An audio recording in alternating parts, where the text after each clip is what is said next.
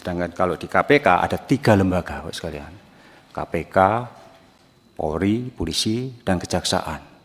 Memang di dalam Undang-Undang KPK yang lama maupun yang baru ada fungsi koordinasi dan supervisi. Ya, apakah berjalan dengan baik? Harus saya sampaikan Bapak sekalian, tidak berjalan dengan baik. Ego sektoral masih ada. Masih ada.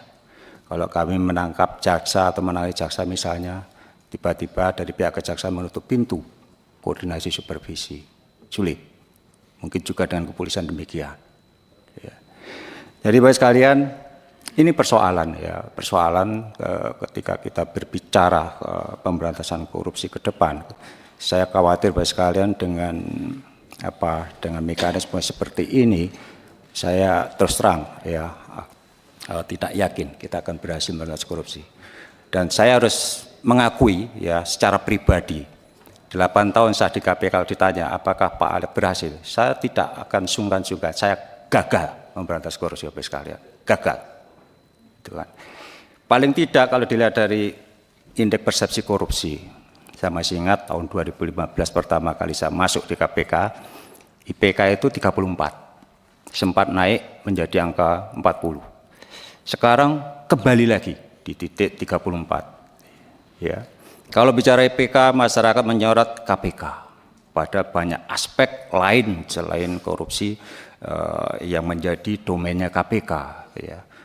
Ya, ada kemudian investasi, ada terkait penegakan hukum, kemudian ada kemudian berbisnis dan lain. Ada 8 indeks dalam IPK itu dan tidak semuanya itu menjadi domain KPK.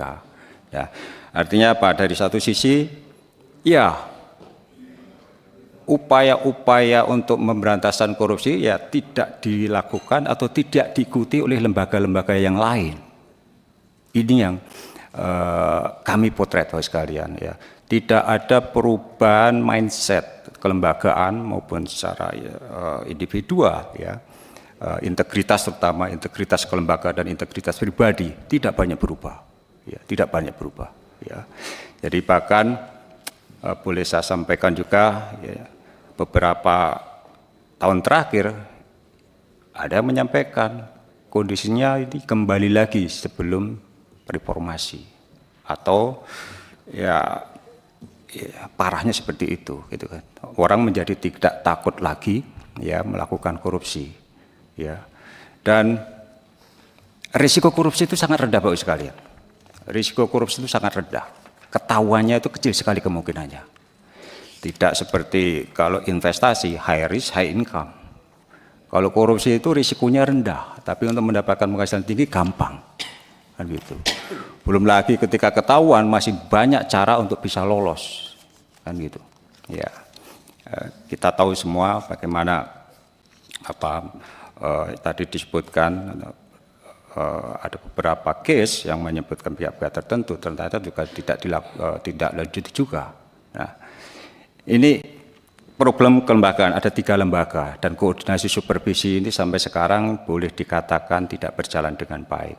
Beberapa waktu yang lalu saya, Pak Nawawi, Pak Gufron, dan Pak Rudi serta Pak Didik, Deputi Pendidikan dan Deputi Kursup, ke Menko Polhukam menghadap Pak. Kita melaporkan, bertemu dengan Menko Polhukam Pak Hadi, kita sampaikan problem koordinasi supervisi. Ya.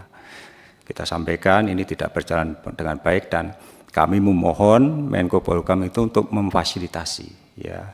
Bapak Menko Polhukam mengundang dari pihak kejaksaan dan kepolisian dan kami diundang. Karena KPK kan bukan di bawah koordinasi Menko Polhukam, jadi kami diundang.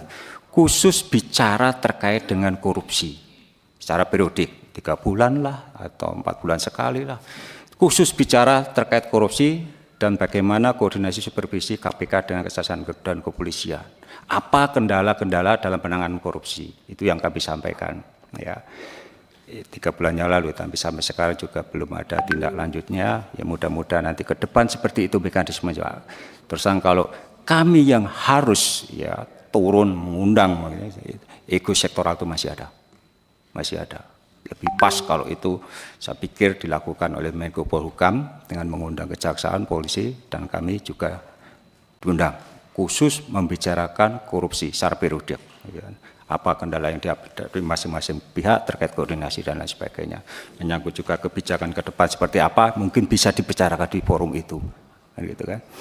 Bapak sekalian, kemudian kalau terkait dengan regulasi, ya kemarin Pak Bambang menyampaikan ya kemungkinan ada revisi Undang-Undang KPK. Ya baik-baik saja Pak, karena memang di dalam Undang-Undang KPK masih ada hal-hal yang perlu ditegaskan lagi, taruhlah misalnya terkait peran Dewas seperti apa. Sampai sekarang tupoksi Dewas itu ya kami masih di dalam undang-undang seperti apa dan praktiknya seperti apa. Saya melihat Bapak sekalian, peran Dewas sekarang ini bersinggungan dengan peran inspektorat. Ya, Dewas itu sangat detail. Dia bisa langsung memerintahkan struktural KPK hanya pemberitahuan ke pimpinan. Jadi kadang saya berseloroh, KPK periode ini dipimpin oleh 10 orang. 5 pimpinan dan 5 Dewas. Karena Dewas bisa meminta pada pejabat-pejabat di KPK itu tanpa atau hanya sekedar pemberitahuan ke pimpinan. Gitu kan. Tidak melalui pimpinan tetapi surat langsung ke masing-masing kedeputian, ya. Kemudian pemberitahuan suratnya ke pimpinan, kan begitu. Nah, artinya apa? Ya kalau cara kerjanya seperti ini, ya mereka bisa memerintahkan kan berarti memerintahkan kepada suratan dan ya pimpinan hanya sekedar diberitahu apa usaha kami, apakah kami akan melarang? Sebetulnya tidak ada, kami tidak pernah membatasi, kami tidak pernah melarang. Ya. Hanya saja sebetulnya iya perlu ada pengaturan bahwa setiap permintaan dari Dewas itu harus melalui pimpinan dan sedangkan nanti kemudian pimpinan yang akan meneruskan ke pejabat-pejabat yang berkepentingan. Tapi itu tidak, bahkan Dewas juga sampai turun ke lapangan, saya sampaikan tadi detail, jadi tidak semata-mata terkait dengan urusannya kebijakan dan lain sebagainya.